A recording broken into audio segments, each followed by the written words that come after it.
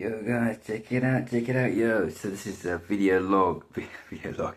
This is a video vlog number 2, and this is the topic I'm going to discuss, or just talk about, really, not discuss. There ain't nobody to talk to, is it, other than myself, which we do anyway. If you get the drift. Anyways, right. So the topic I'm going to talk about is Krautrock or Kosmische music, Kosmische music, or Krautrock, or whatever you want to call it.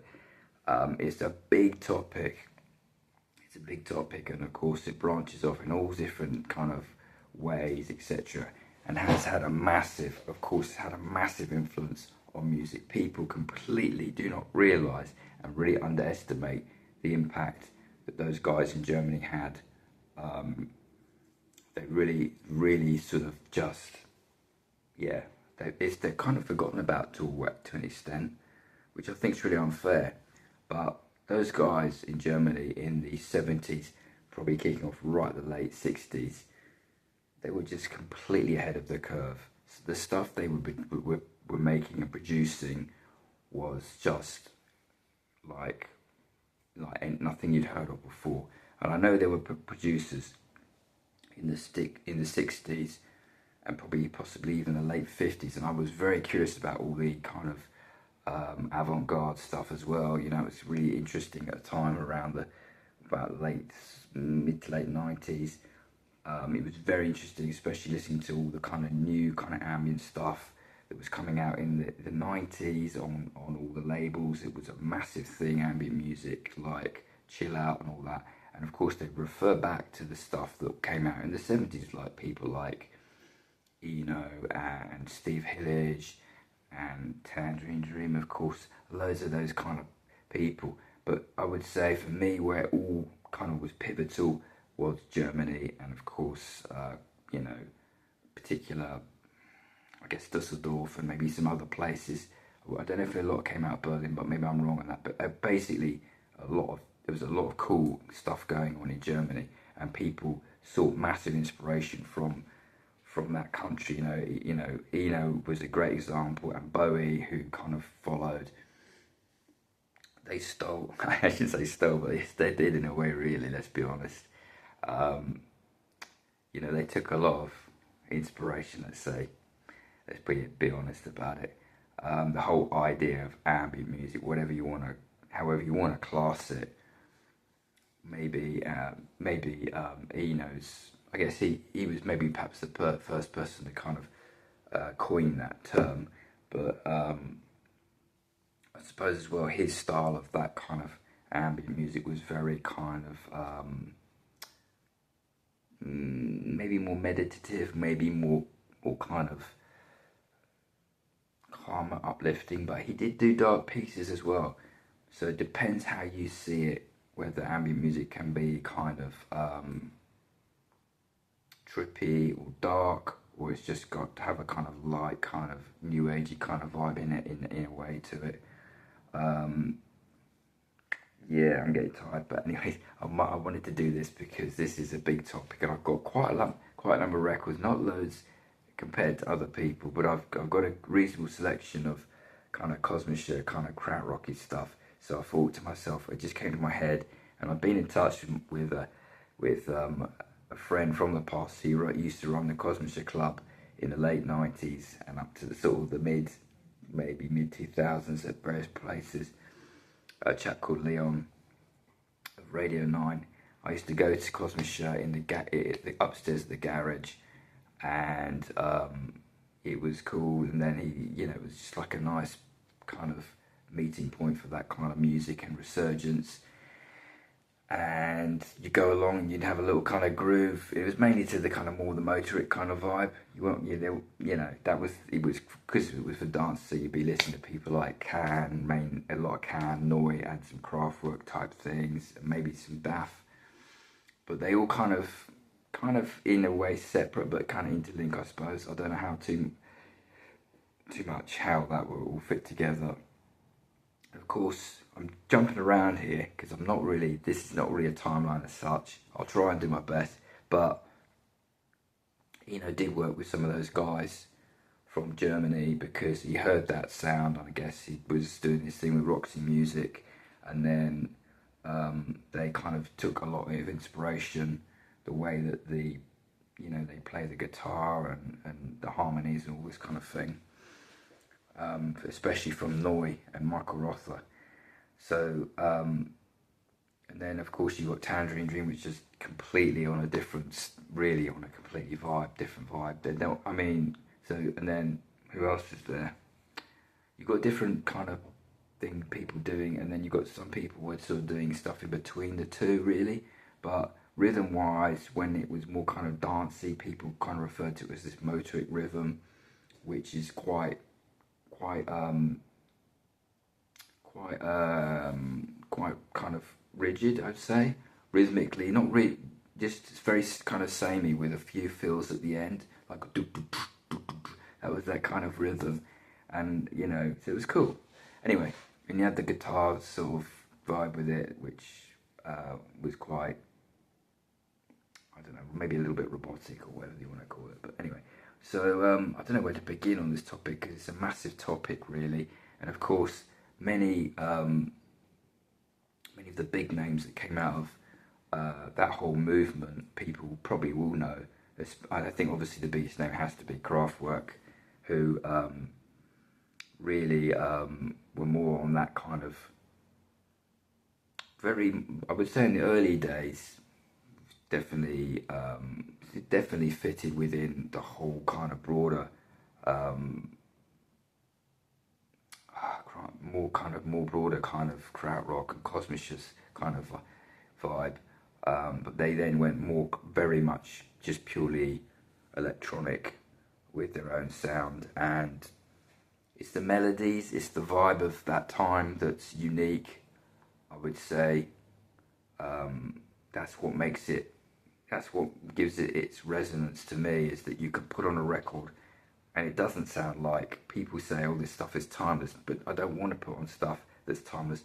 I want to put on something, maybe I'm just being a bit kind of retro about stuff, but me personally, I want to put on something that takes me to another place or another time or whatever. I'm not interested in putting something on that just like, what about the future? No, I mean, I'm not really interested in that. Just give me a record. I'll put it on. I'm in a headspace that's of another time. That's how I view. Personally, that's how I view music. And if something's of now, then I view it of now. But if it's records of the past, that's how I put it on, and I'm like, it transports me back. So this idea that music's timeless, maybe it's timeless in that it can traverse multiple decades, but the sound being timeless, no. You put it on, it sounds of then. That's why you want to listen to it. That's how I see it anyway. Timeless should just be meaning that it can go through other decades and people can appreciate it for its what it did and its quality. Anyways, like, where do I begin? I'm going to start with Tangerine Dream. I'm going to bring out these records and we'll try and do them in chronological order, which is going to be challenging, to be honest.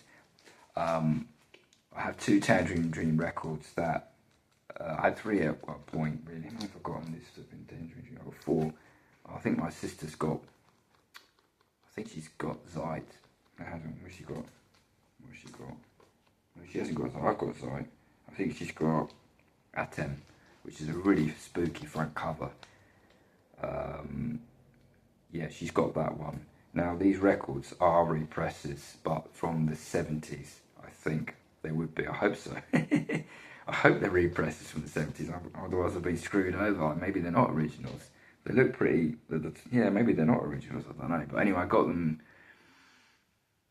in the mid to late 90s. My introduction, let me just preface this, my introduction to Krautrock music and Kosmische music or whatever was actually Noy.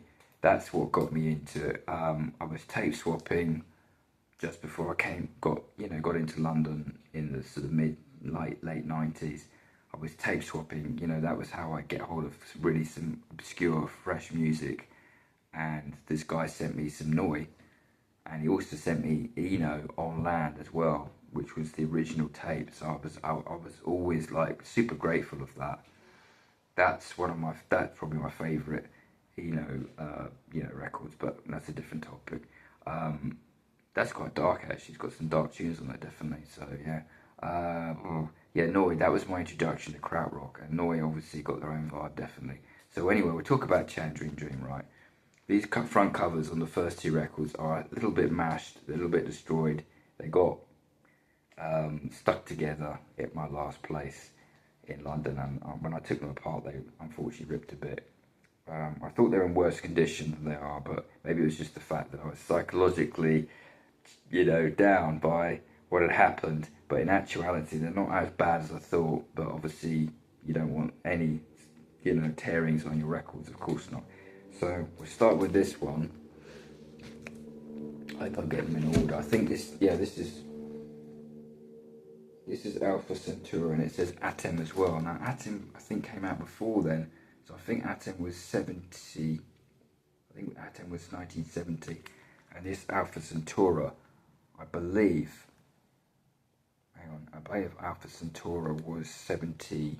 Hang on, I think Atom was 71, and Alpha Centauri was 72. I think, if I'm correct. But it says Alpha Centauri Atom, so I'm not too sure what that's about. I don't understand that. But when I look inside the actual record itself, it has 1976 on there dated, which I find a bit odd because, hang on a minute, what have we got here? Oh, it's a what an idiot I am. It's both. So it's a double one. That's what it it's a double one. So I am right. So it's got, that's cool. So it's both. There we go. So apologies for that. Yeah, there's me. I should listen to these records a lot more. So we've got Atom. Hang on. Yeah, we've got Atom. We've got Alpha Centauri and we've got Atom on both records. So one's got this one. This was Atom. Yes, that was from 71, and this is Alpha Centauri from 72, I think. And before that, their first one was 1970. Which was Electronic Meditation. So apologies for that, guys. I didn't flipping realise. So I do actually own both, but it's like a joint re-release. And this is from '76. Now I realise. So it may even be like it's in good quality, and the back is all right. So that's good. But the front, as you can see, has got a bit of a mark, unfortunately. But otherwise, the media is in perfect condition. I should listen to this again, to be honest, but I did struggle with it at the time, even though it's a good record. It's more kind of similar to maybe what they call Amon Duel and stuff like that. It's not so electronic, so it didn't kind of grab me straight away. But I will definitely go back to it. I'm sure sure as hell, it's flipping spooky as hell music. And Tangerine Dream were flipping dark. They were dark, musically, and crikey, did they invent? Like, they were well ahead. With the dark, when it comes to dark ambient, these guys were the Godfathers, and maybe Popol Vuh as well. Popol Vuh.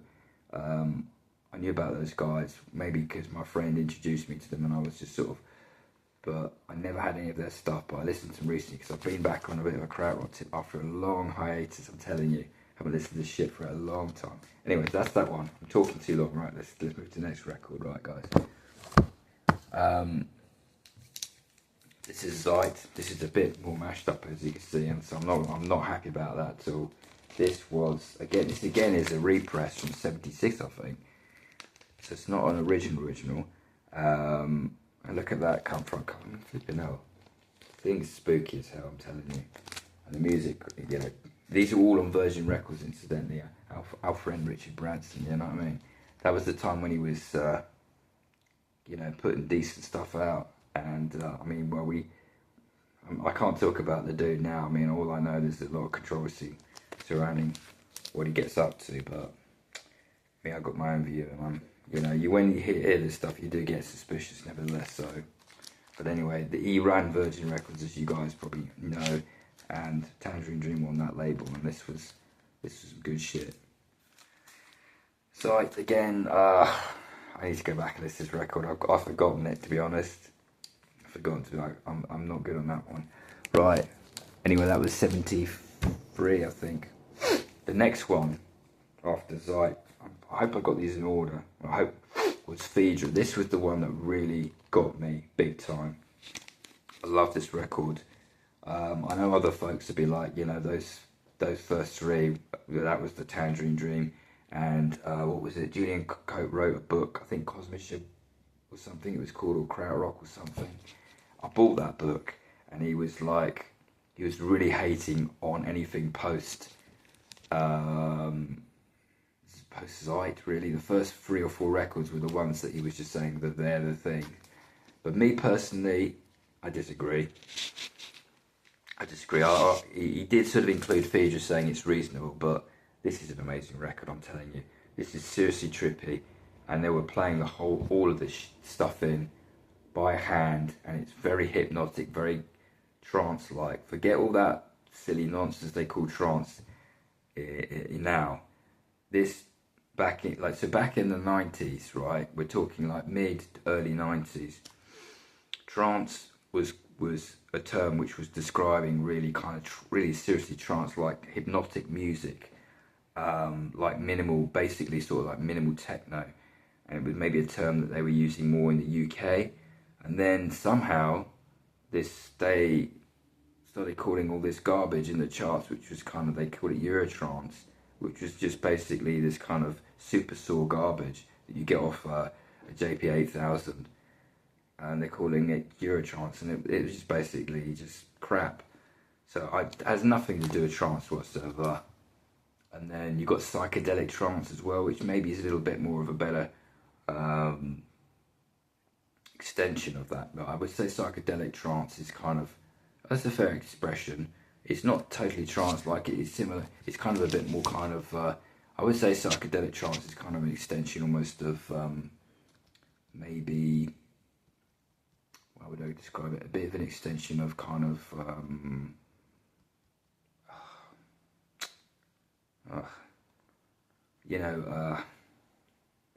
my gosh. What's the expression I'm trying to think of? Anyway, I've forgotten it. Stuff like maybe the stuff that came out of the UK, more kind of like, I forgot the expression, anyway, forget about it, right? Let's move on. Anyway, for me, this was really, God, it's 17 minutes, right? This is really a record that is super trance-like in my mind. Like I say, it's very hypnotic. It's really, you lose yourself in the music. It's very Germanic. Folks recently like Doppler Effect and the Cyclists kind of really hooked onto that kind of vibe, I would say, in their music. Really bleak, very hypnotic. They played all this stuff in live, or they would have done overdubs, etc. And they played all those really hypnotic riffs in live, and like the music's really morphs a lot. And this one feature, I had this on tape, I think. So I think I had a copy on tape, or I might have copied it from this, but I don't think I did. No. Someone gave me a tape of this again. I had a tape of this. So, yeah, that was that was my introduction to this. And of course, I had to get this on record because I just love this one so much. I remember listening to this when I was studying in Guildford, doing my final bits of non-education. And I used to listen to it on tape, and it would just take me away. It was like listening to listening to Aphex Twin, Saw 2 and things like that, but it was just like well and truly taking me back to the 70s, and it was just great. It was a trip, even though I don't do any of that stuff. Right, so that's that one. Right, let's move on to the final one from Tangerine Dream. I bought this recently. This is a bit of a jump. This is 2 years on. I think they brought out 2 more records between this and Stratosphere. Right, now I heard this one. Look at the back, look at the front. I mean, that's spooky as hell. Like, look at that.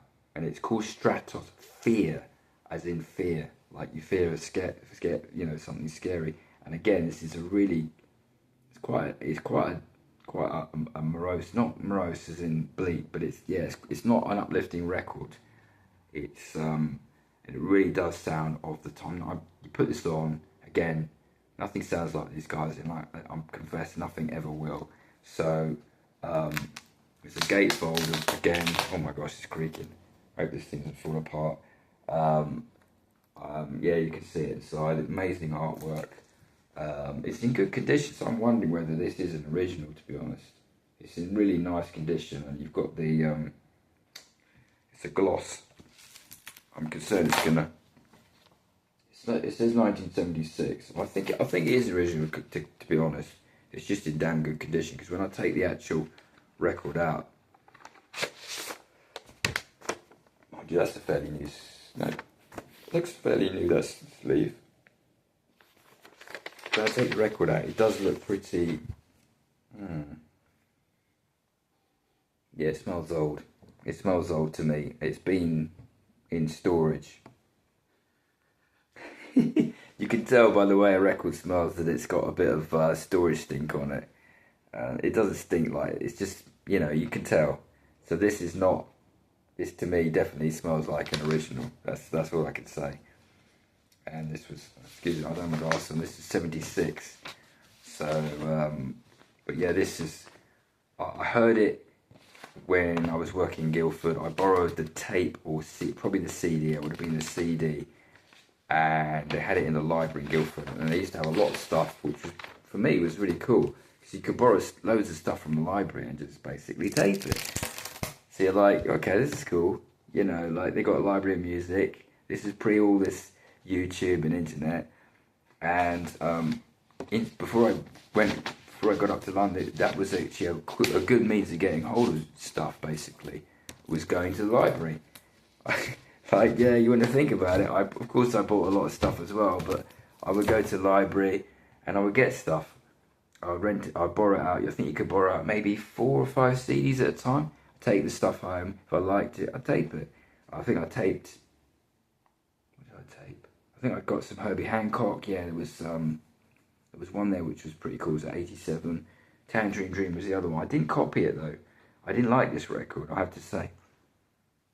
Battery's running low, I better be quick. I didn't like this record, really, if I'm honest. I listened to it at the time and it was a real shift from what I'd heard on the other Tangerine Dream records. And I found it quite hard to... I found it a bit... what's the word? It's quite a tough record to listen to because it is quite, it's not uplifting, let's say, but it stirs something in you nevertheless. It really does stir something in you. And Stratosphere, which is really the lead track, that sat with me in a weird way. And I remember it because I was like, whoa, this track is crazy. It is seriously hard to describe. I played it on another video, but it really it's dark but very dark but very emotional, not bleak, but it's kind of a darkness to it. And at the time I was like, it just stood out and it kind of spooked me. It was a track that spooked me, that's the truth of it. But I always remembered it, but then when years passed I always kept thinking, what is that track? But a part of me was curious, but part of me didn't want to listen to it again. But I found it by chance. I listened to it. Once the bass riff, so there's an intro, and then there's a little kind of arpeggio kind of bass riff. Once I heard that, I knew the track straight away. I was like, that's the track. And I had been looking for it on and off for 20 years. I couldn't remember what the hell it was called or where it was, because these records, they are long. And these jams are long, they can be like 10 or 15 or 20 minutes. So there it is. That's Stratosphere. Bloody hell, I'm going on forever. What else? I need to be quick.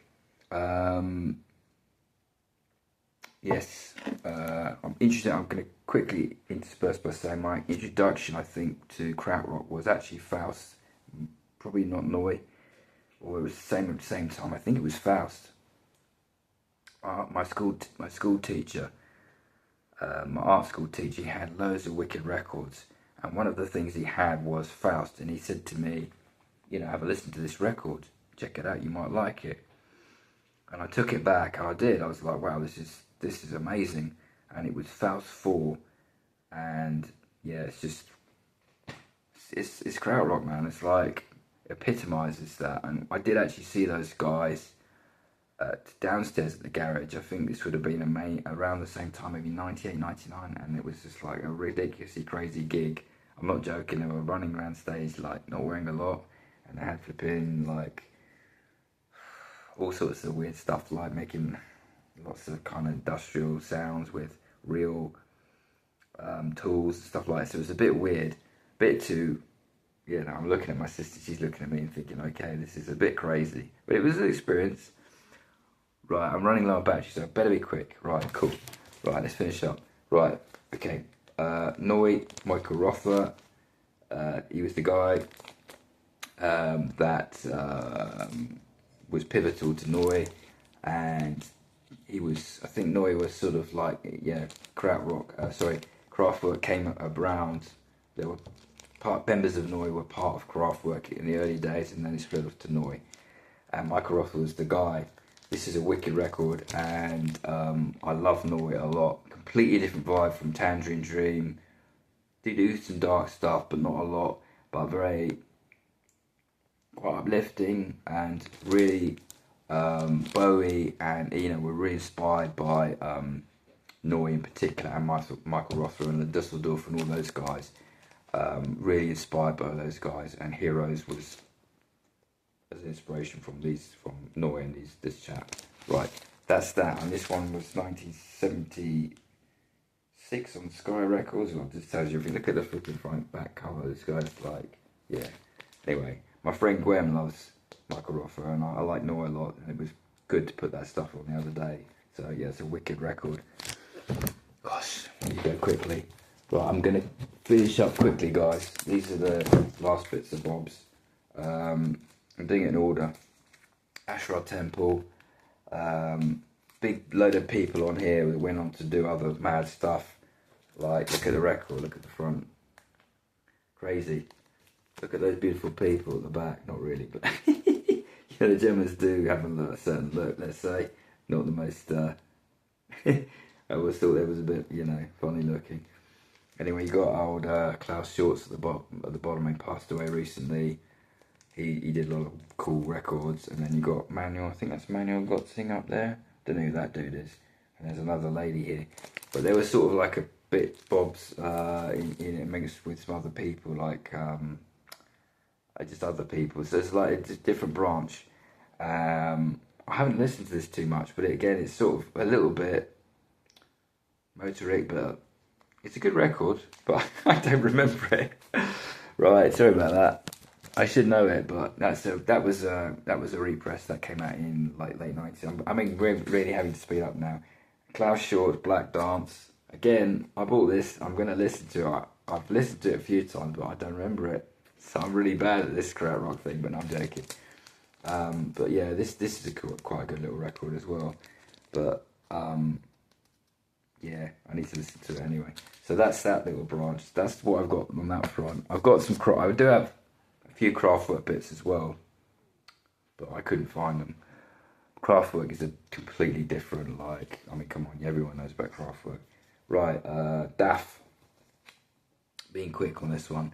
DAF, this is 1982. These guys are more kind of industrial style, I would say, and really kind of quite menacing motoric rhythms, really pounding bass line, analog bass lines, very rhythmic, but quite stiff in their rhythm, kind of precursor to kind of that kind of industrial and sort of techno kind of sound, kind of coming around the time of new wave and the new romantics and all that. But this is heavy and dark. This is none of this light stuff. This is a dark. It's not like a mad dark record, but it is pretty heavy, and it's got some mad bass lines. But I think it's I'm Bitsy Krieg is the one that's always stood out with me. That's a really crazy heavy tune, and the bass line is just like smashes in the face. Anyways, that's that one. Oh my gosh, last one is this one. I don't know, I really haven't heard this, to be honest. I just remember seeing it was produced by Connie Plank, who was he was like a big producer in the Krautrock scene, and he produced a lot of records. I think he was involved in Krautrock and stuff, maybe. Kraftwerk. I'm jumping around too much. But this was on Virgin Records. I think I bought it just because it was produced by Connie Plank. I I'm not sure it's a great record. Maybe I'm wrong on that. I need to listen to it again. So a lot of these records I haven't listened to for a while, so I've forgotten about them. The Noise stuff I can remember distinctly, and DAF rather, and of course Tangerine Dream a lot. And then of course there's other bands like Can and etc. There's loads of other bands as well, but we better wind up because this thing's gonna turn off. Anyway, stay tuned for more, and that's my little story on Kosmische music and Krautrock, and I hope you enjoyed it, and stay tuned and subscribe. Word up, stay tuned, peace.